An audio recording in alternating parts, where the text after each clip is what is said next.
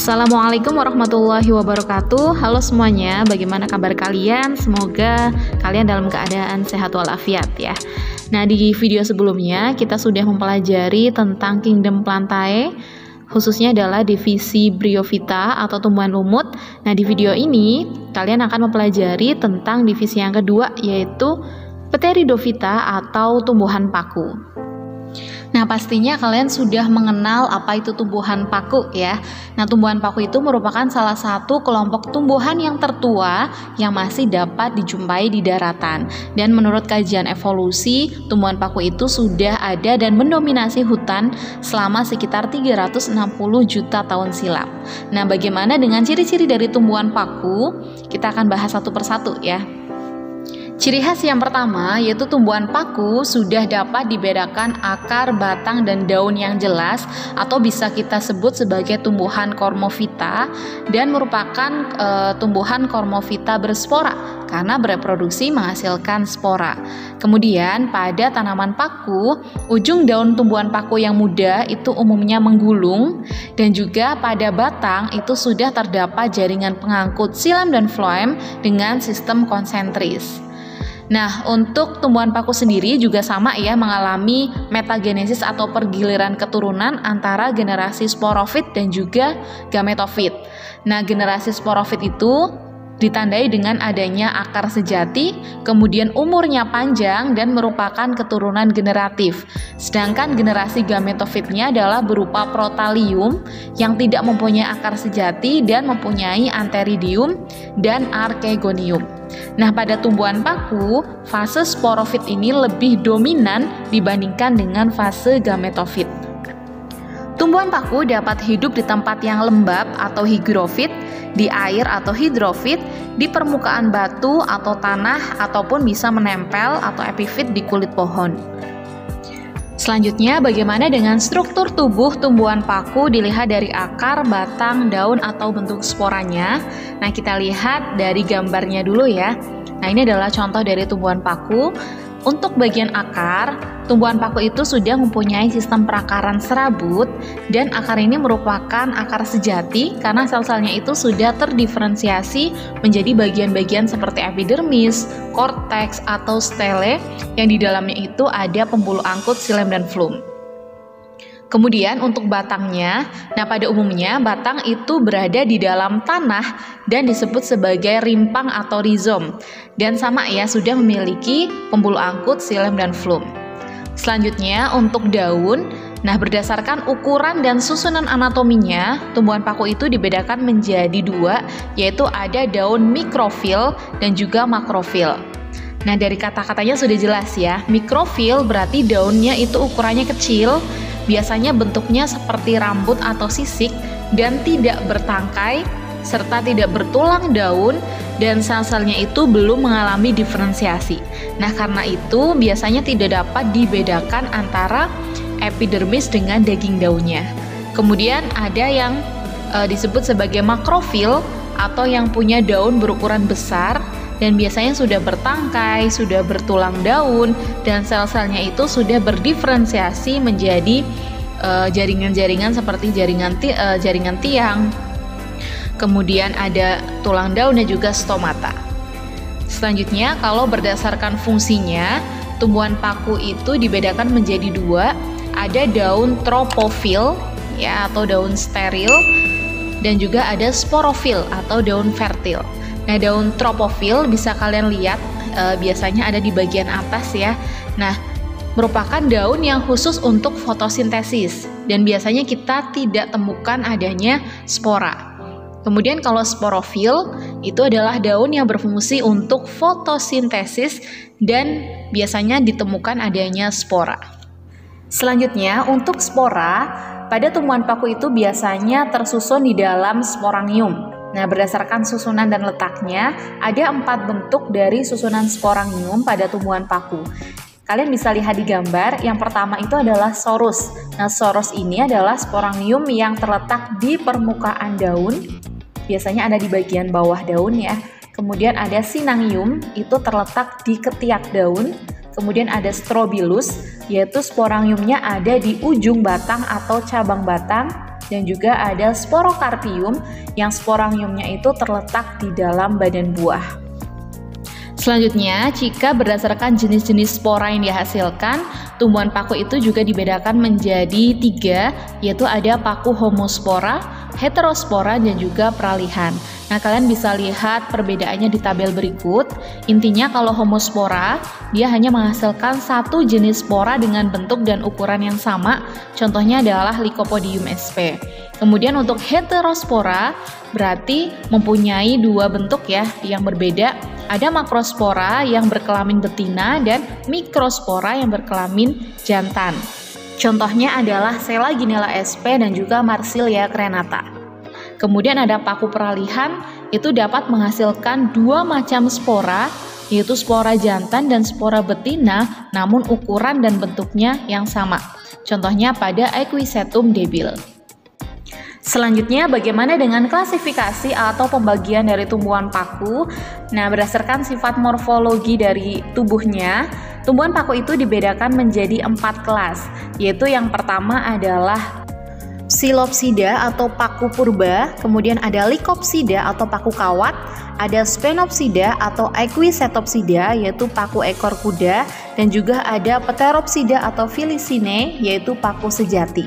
Kita akan bahas satu persatu mulai dari Psilopsida atau paku purba. Paku purba atau Psilopsida itu dikatakan sebagai paku telanjang karena tidak berdaun atau daunnya kecil, dan ada pula yang tidak berakar sejati. Nah, kebanyakan hidup di zaman purba dan ditemukan dalam bentuk fosil. Ada satu jenis nih yang sekarang masih ada tetapi hampir punah juga, yaitu Psilotum sp. Adapun ciri-ciri dari paku purba, yaitu struktur tubuhnya sederhana dengan tinggi kurang lebih 30 cm sampai 1 meter, kemudian umumnya tidak memiliki daun dan akar sejati, tetapi memiliki rizom yang dikelilingi oleh rizoid. Dan jika terdapat daun, daunnya itu berukuran kecil atau mikrofil seperti sisik. Kemudian batangnya itu beruas-ruas, bercabang-cabang, serta sudah memiliki jaringan pengangkut. Selanjutnya untuk sporangium itu terkumpul dalam sinangium yang terletak di ketiak daun pada ruas-ruas batangnya. Dan paku purba itu menghasilkan satu jenis spora yaitu paku homospora. Untuk spesiesnya yaitu ada Rhinia, paku yang tidak berdaun yang telah menjadi fosil.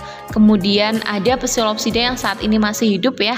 Seperti misalkan Temesipteris itu ditemukan tumbuh di Kepulauan Pasifik, dan juga ada Psilotum yang tumbuh di daerah tropis dan subtropis.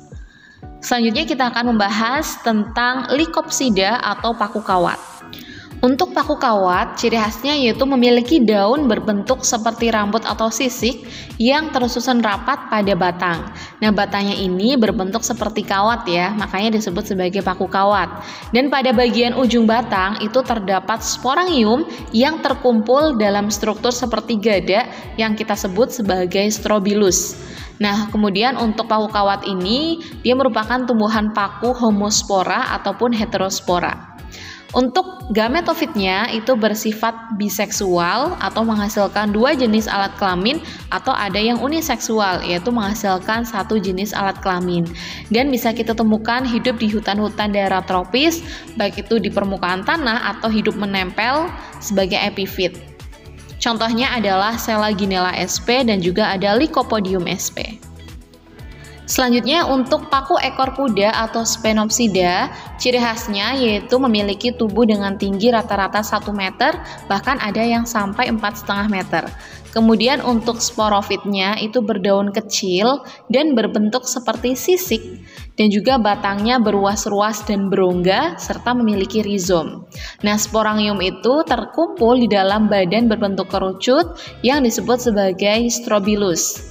Kemudian menghasilkan spora yang sama bentuknya tetapi beda jenis atau kita sebut sebagai paku peralihan. Contoh spesiesnya adalah Equisetum dan juga Calamites yang sudah punah. Selanjutnya, untuk paku sejati atau Pteropsida, kita akan bahas ciri-cirinya. Yang pertama adalah daunnya besar, kemudian daun mudanya menggulung, serta sporangiumnya itu terdapat pada sporofil atau daun penghasil spora. Nah, batang dari paku sejati itu terdapat di bawah tanah atau berupa rizom. Kemudian untuk sporangiumnya itu tersusun dalam sorus yang terletak di permukaan bawah daun dengan posisi di sepanjang tepi daun atau di dekat tulang daun. Nah, sorus ini umumnya dilindungi oleh indusium. Nah, pada paku yang hidup di air seperti Marsilea crenata ya, sporangium itu terdapat di dalam badan buah yang disebut sebagai sporokarpium. Kemudian untuk gametofitnya itu memiliki klorofil dan juga ukurannya bervariasi serta bersifat uniseksual atau biseksual. Contohnya adalah paku sarang burung atau Asplenium nidus, ada suplir, ada atau Adiantum cuneatum, kemudian ada semanggi atau Marsilea crenata. Nah, selanjutnya bagaimana dengan reproduksi dari tumbuhan paku? Nah, secara umum tumbuhan paku itu dapat melakukan reproduksi aseksual dan juga seksual. Nah, untuk aseksualnya itu dilakukan dengan pembentukan spora di dalam sporangium dan juga bisa menggunakan rizom. Nah, rizom itu nantinya akan membentuk tunas-tunas tumbuhan paku yang berkoloni. Sedangkan untuk reproduksi seksualnya itu dilakukan dengan pembentukan spermatozoid di dalam antheridium dan juga ovum di dalam archegonium yang kemudian terjadi fertilisasi dan menghasilkan zigot yang akan tumbuh menjadi fase sporofit atau tumbuhan paku. Nah, tumbuhan paku juga mengalami metagenesis sama ya seperti tumbuhan lumut antara generasi gametofit dan juga generasi sporofit. Secara umum tahapannya adalah bisa kalian lihat di bagian ini ya, di skema ini. Saya akan bahas satu persatu mulai dari yang pertama ya. Apabila ada spora yang berkromosom haploid atau N jatuh di tempat yang cocok, kemudian akan berkecambah dan sel-selnya itu akan membelah secara mitosis dan tumbuh menjadi protalium. Nah, ini adalah fase gametofit ya, yang haploid. Nah, kemudian protalium itu nantinya akan membentuk alat kelamin jantan atau antheridium dan alat kelamin betina atau archegonium. Kemudian antheridium akan menghasilkan spermatozoid yang berflagel dan juga archegonium akan menghasilkan ovum. Nah, spermatozoid akan membuahi ovum dengan bantuan air dan kemudian akan menghasilkan zigot yang bersifat diploid. Nah, zigot ini nantinya akan membelah secara mitosis dan tumbuh menjadi tumbuhan paku atau menjadi fase sporofit yang bersifat diploid atau 2N. Nah, kemudian tumbuhan paku tersebut tumbuh keluar dari archegonium induknya. Selanjutnya, sporofit atau tumbuhan paku itu akan menghasilkan sporofil atau daun yang penghasil spora. Nah, di sporofil ini nantinya akan memiliki sporangium dan di dalamnya itu ada sel induk spora yang akan membelah secara meiosis dan menghasilkan spora-spora yang haploid. Nah, kemudian sporanya itu keluar lagi, kemudian jatuh ke tempat yang sesuai lagi dan kemudian siklus akan berulang. Jadi intinya pada tumbuhan paku fase yang paling dominan ya, saya ulangi lagi, adalah fase sporofit atau fase tumbuhan paku itu sendiri karena untuk umurnya itu lebih panjang ya dibandingkan dengan fase gametofitnya. Nah, selanjutnya bagaimana peranan Pteridophyta bagi manusia? Nah, tumbuhan paku atau Pteridophyta itu memberikan manfaat yang luar biasa ya bagi manusia dan juga lingkungan. Contohnya misalkan sebagai tanaman hias. Kalian mungkin pernah melihat ya, ada adiantum atau suplir, kemudian ada paku tanduk rusa, kemudian ada paku sarang burung, ada juga paku tiang. Nah, kemudian sebagai bahan obat-obatan, contohnya adalah equisetum atau paku ekor kuda yang biasanya itu digunakan untuk fungsi diuretik ya atau melancarkan urin. Kemudian ada Selaginella juga untuk obat luka. Kemudian untuk bahan makanan misalnya ada semanggi atau Marsilea crenata, kemudian ada Pteridium aquilinum atau paku garuda. Kemudian sebagai pupuk hijau contohnya adalah Azula pinnata yang bersimbiosis dengan ganggang biru atau Anabaena azulae yang mampu mengikat gas nitrogen bebas. Selanjutnya sebagai tiang bangunan ya, contohnya adalah paku tiang tadi ya. Kemudian ada bahan penggosok atau amplas, misalnya Equisetum sp. Nah, untuk mempermudah kalian mempelajari bagaimana ciri-ciri antara tumbuhan lumut dan juga tumbuhan paku, kalian bisa lihat tabel perbedaan tumbuhan lumut dan juga tumbuhan paku berikut ini. Sekian pembahasan terkait Pteridophyta atau tumbuhan paku. Selanjutnya kita akan membahas tentang tumbuhan berbiji atau spermatofita. Dan semoga video ini bermanfaat untuk kalian dan sampai ketemu lagi di video selanjutnya. Sekian, wassalamualaikum warahmatullahi wabarakatuh.